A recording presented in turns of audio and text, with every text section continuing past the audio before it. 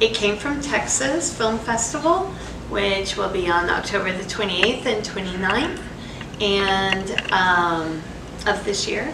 And so anyway, so we're starting with me and Gordon. The reason that I'm on this side of the table instead of just setting things off and then walking away is because this is kind of my idea. And I'm so excited that they agreed that it sounded so cool. Well, introduce yourself to the audience at home. I'm sorry. Hi, I'm Kelly Kitchens. I am a film publicist, I'm a film festival publicist, and now I'm a film festival director. Yay! Yay! Anyway, shall I just get started with kind of where this all came from, and then we'll bring in Gordon. So Gordon and I worked on a fundraiser for the Dallas Producers Association, and it was called It Came from Dallas. And we started on that in 2005, and it was a fundraiser to raise money for the TXMPA to start that off, and was very successful in starting that off, and they're growing strong today. So we had 10 of these fundraisers between 2005 and 2017. We had a couple of here, why don't you hand this to him? Okay. And so after 10 years, the Dallas Producers Association was kind of done with it. And the thing about that was we would have these fundraisers, but really it was we could only see the trailers and sort of snippets from the films. And then Gordon and other people would talk about, making of the film and sort of where it was made in the area. And then we would just show those snippets. And so I was always like, gosh, I really wanted to see the full film. And it just kind of never happened. So this idea has been brewing since 2005. And I brought Gordon in because I call Gordon he's basically the unofficial B-movie film historian that specializes in Texas films. And so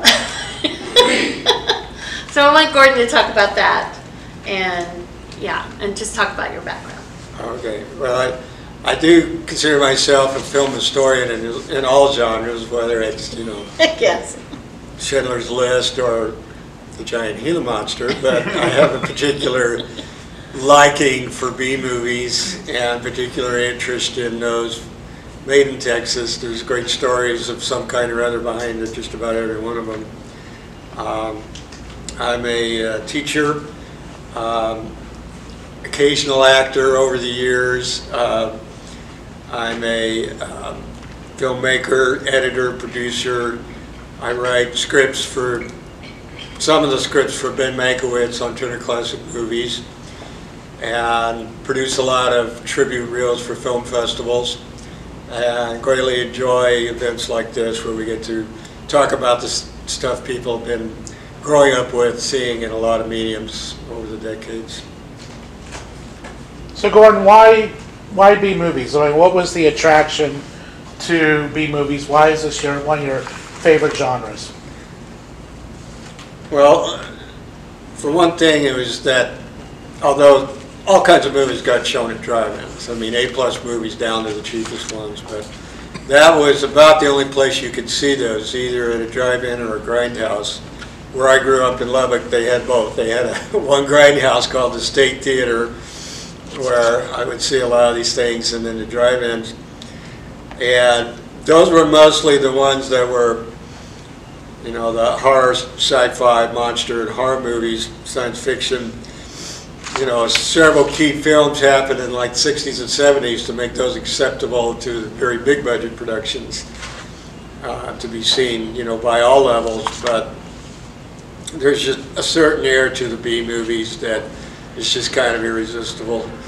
To see what they did on very, very limited budgets, Yeah. you know. So, and the stories behind the making of them, the fact that, you know, although sadly not on one of the ones we're showing, but a lot of stars got started in a B movie. Clint Eastwood did, Tom Hanks did, lots of people did. George Clooney did, you know. So to see also that kind of story behind them. Do you feel like B movies are great because they don't take themselves too seriously and it's really just for pure entertainment? Yeah, I mean they generally go under titles like genre or exploitation. Nobody expects great things from them. They just expect a good time. But you know, occasionally one rises above the rest and winds up meaning something to the culture at large. Night of the Living Dead did that in a way. Texas Chainsaw Massacre did that.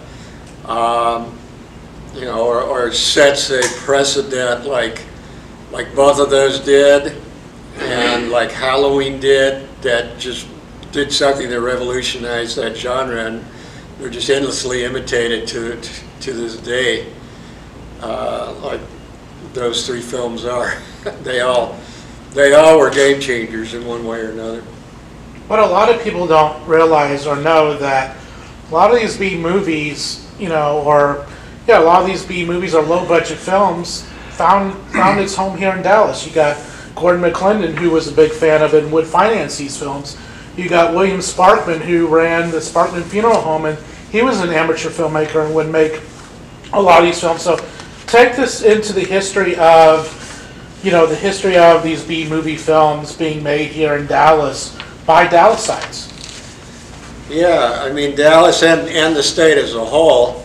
We started out as Kelly mentioned, talking about ones made in the DFW area, but they've been made around the state. Although a lot of the most interesting ones made around Dallas, and a lot of them just grew out of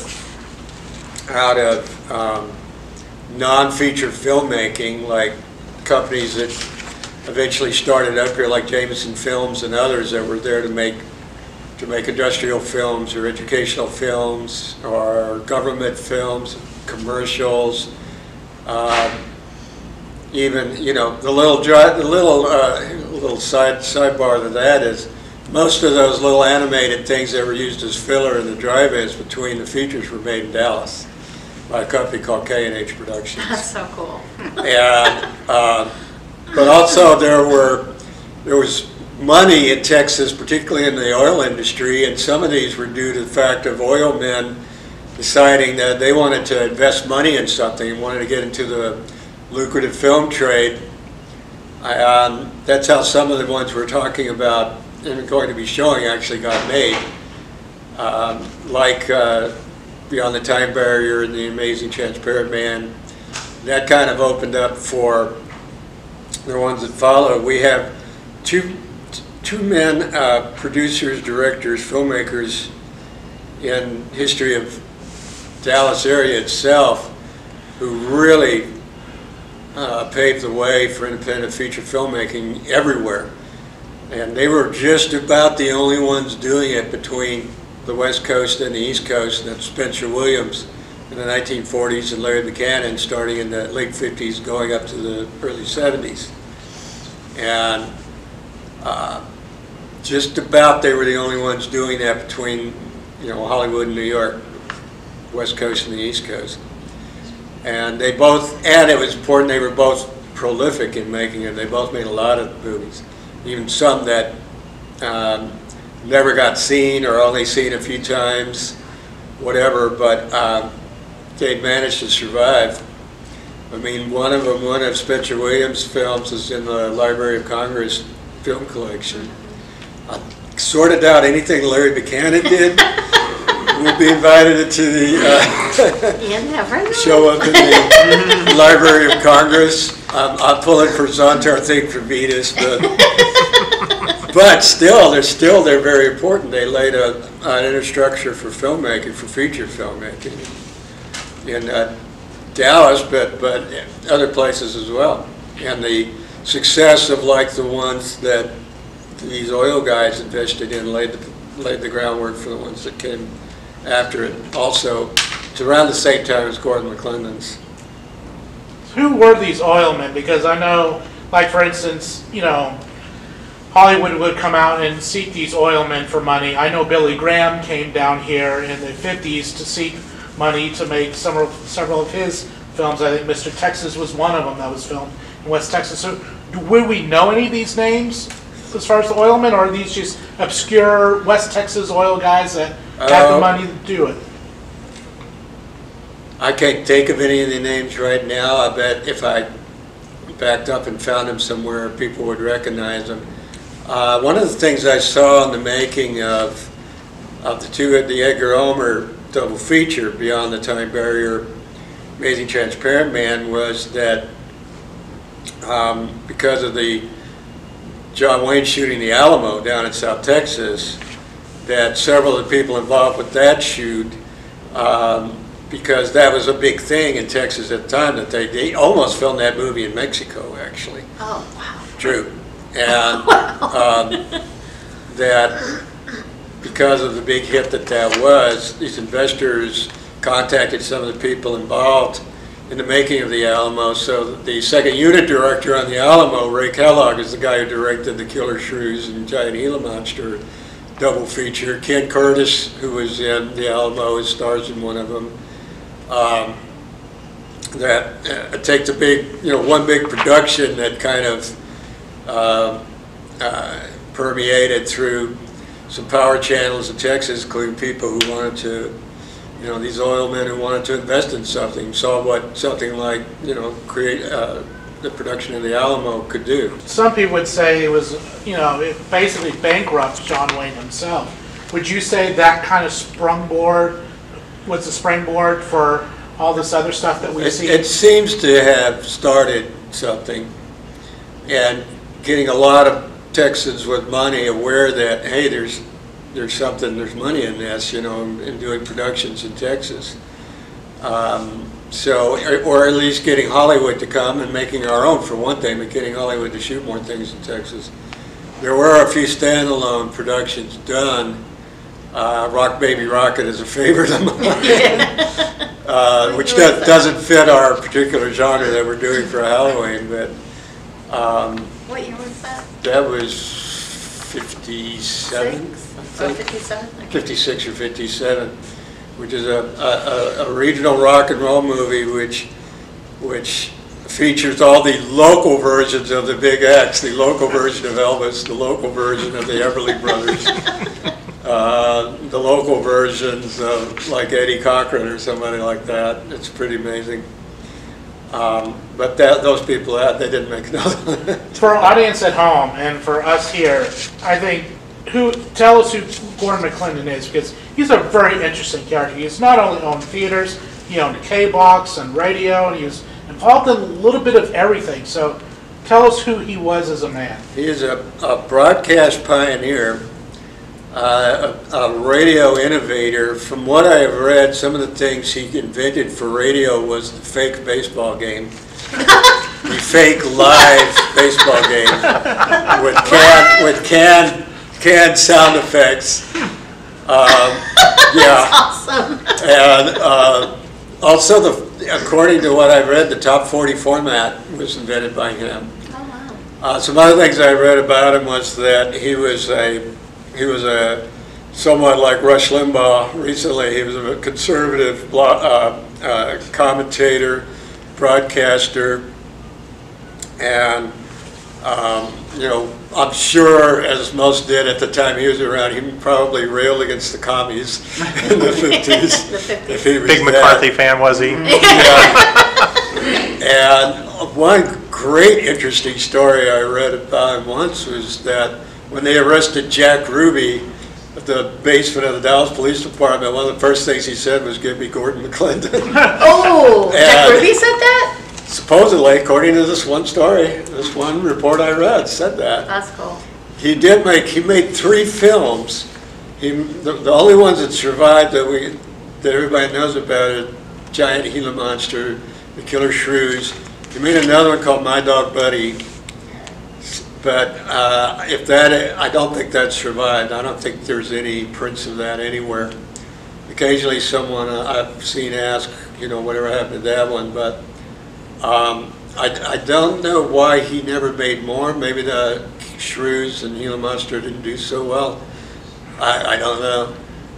He did occasionally do some more producing later on. One of them was a movie with Sylvester Stallone called Victory in the early 80s, like about 1980, I think, which is about a bunch of World War II POWs having a soccer game. That's the one with Michael Caine as the coach, Yes, right? with Michael Caine with the Nazis. I guess sort of the World War II version of The Longest Yard. And he was one of the producers of that. Really? Yeah. It's kind of an underrated movie, though. Yeah, I don't know what any other features. I think maybe some TV. He's a pretty fascinating character. So He shows up, I was just going to add, he shows up, sorry to interrupt you, but he shows up in The Killer Shrews also. He's an actor in The Killer Shrews, and one of the 2 trailers for The Killer Shrews features him coming up and making a lecture like a college professor about how evil shrews are. Oh. And how giant killer shrews have been reported in Antarctica and they're moving towards Texas. So. That's awesome. So Kelly, Yes. talk to us about the city of Garland, your partnership with them. How did this come about, and why did you decide on these set of films? Well, so it's how this came about in Garland.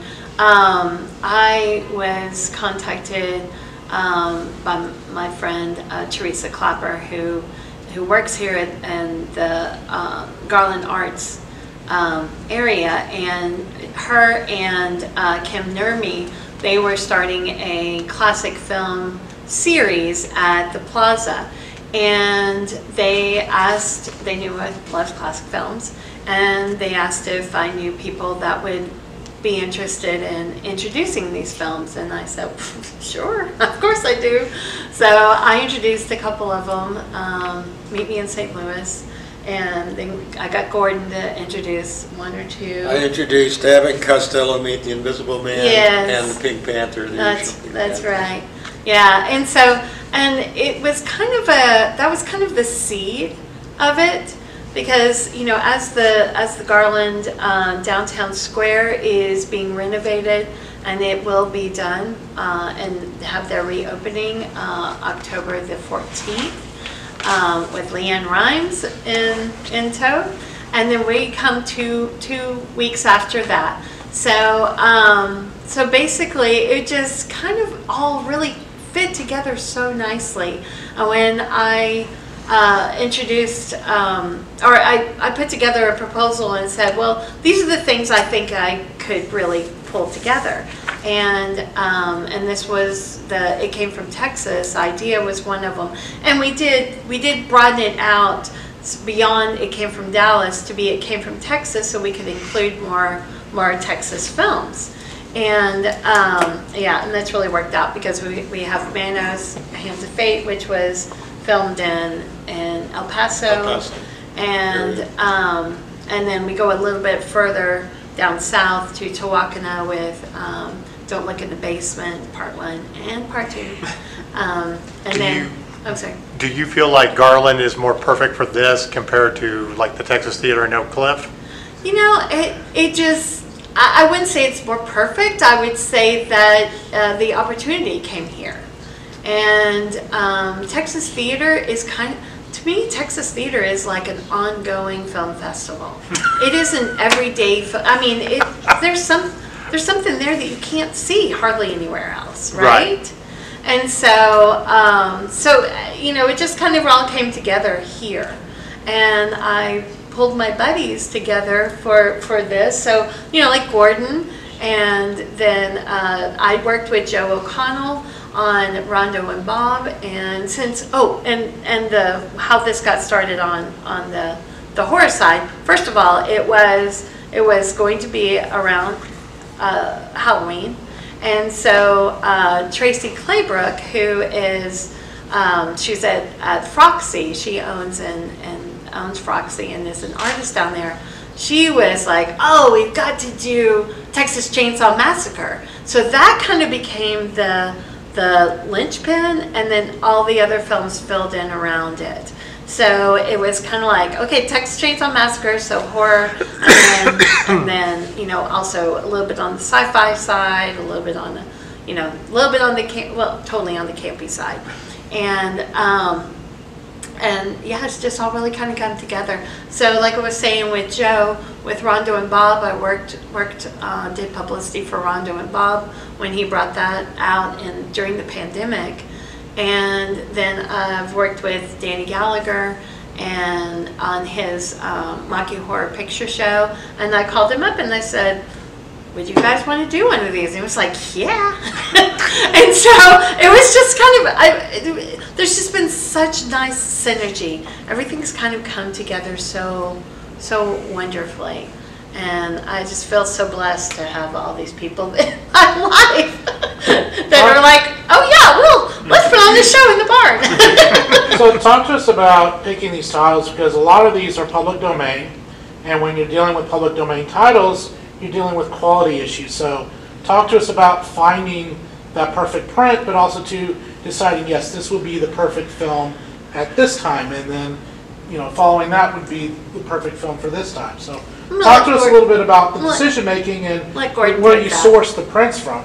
I did a lot of time sourcing prints all over the web. I mean, some I own, some I have in DVD, good quality, they were going to use. Some others, having looked at several different versions of, for instance, Beyond the Time Barrier, in various crappy editions all over the web, and found what I think is going to be the best one on a DVD release. And also I'm trying to make sure they're all shown in the right aspect ratio they were originally intended to be shown in. So even though Beyond the Time Barrier was released in 1960, for reasons I'm not exactly sure of, it was shown, it was projected in 1:3:3 in a 4:3 format, whereas even B movies and even its co-feature, The Amazing Transparent Man, was apparently shown in a different aspect ratio, which must have been strange for the projectionists at the time, but that seems to be what happened, and it was in a widescreen format, like a little wider, at least like 137 or something, 185. So I've been you know, going through many versions of something to find the best ones. And excuse me just a moment, I just want to say that for this festival, I mean, we are really going to manage people's expectations of the quality. No, these have not been restored.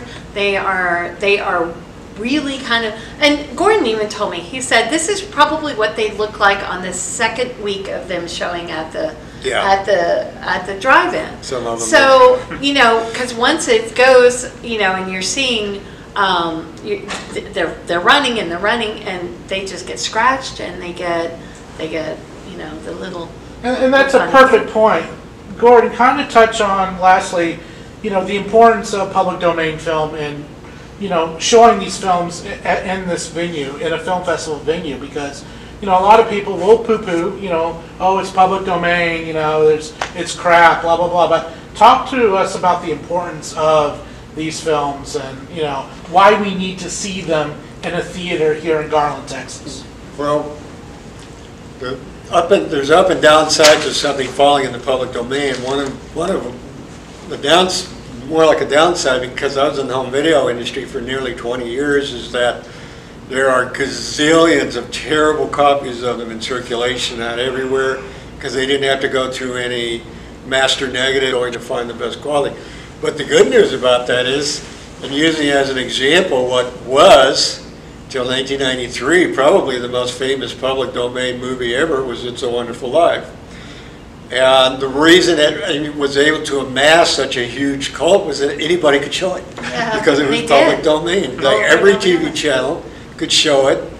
Anybody who had a 16mm print of it could show it. You know, it was on every cheap VHS label that ever existed. until 1993 when they, by some kind of magic, restored the copyright. That really hasn't even been done again since then. But because a lot of these, the ones we're talking about, like Gila Monster, like Killer Shrews, RPD, they've been seen a lot. Yeah. But they've been seen a lot by individuals. You're sitting in your home, you're watching it, and you don't have a crowd with you. This is going to be the experience of having an appreciative crowd with you to enjoy these films. I mean, that's what I see as the biggest reason to see these at a festival. Because, well, first of all, so you get to see those, but then also we have Don't Look in the Basement 1 and Don't Look in the Basement 2, which Don't Look in the Basement 1 was shot in 1973 by S.F. Brownrigg, and then his son did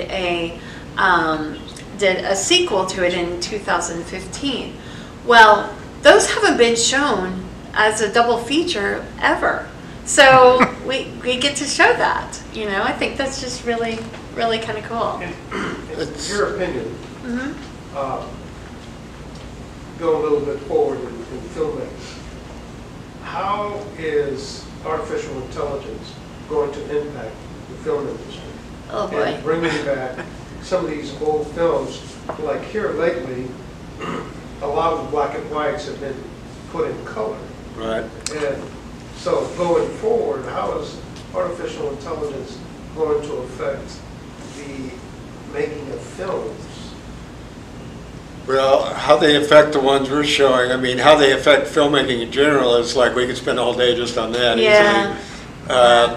But I did notice that some of the ones we're showing are in colorized versions on YouTube. To me, that's blasphemy, you know, for the most part. You know, they were made to be seen in black and white. Kind of like colorizing It's a Wonderful Life. Yeah, or, Right. or Well, you know. but you know, there's something about that, because there were so many people when Ted Turner did the colorized version of It's a Wonderful Life. There were so many people that were saying, "Oh, it's black and white. I don't want to watch it." I mean, just writing it off, just like. And, you know, and it's like, so we colorized it so people would actually... Yes, and Kelly, then- and those people are called morons. Yes, they are. Anyway, but, you know, but that was sort of some people's entrance into classic films, and then realized, oh, it's a good film. Hello, it's a good film. Hello. That's a good... Anyway, so I know we need to wrap up, but just real quick, before we get going. So I want to let you know that we've got passes on sale. They also have a. Sorry. That's okay.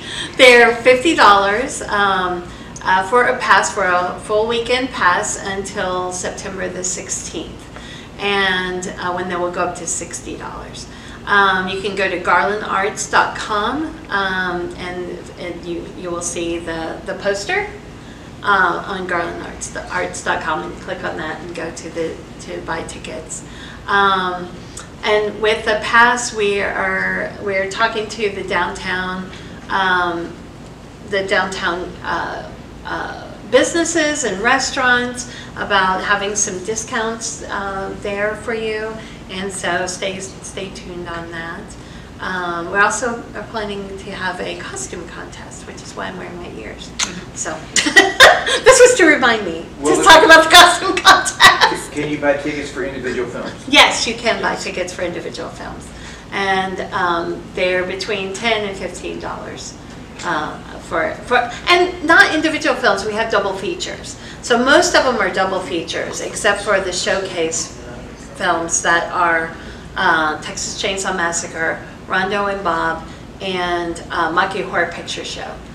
And just for a bonus, all three of those films are also going to have short films made by students from the Real Owl film program at Garland High School. So we're thrilled to have them in with us as well.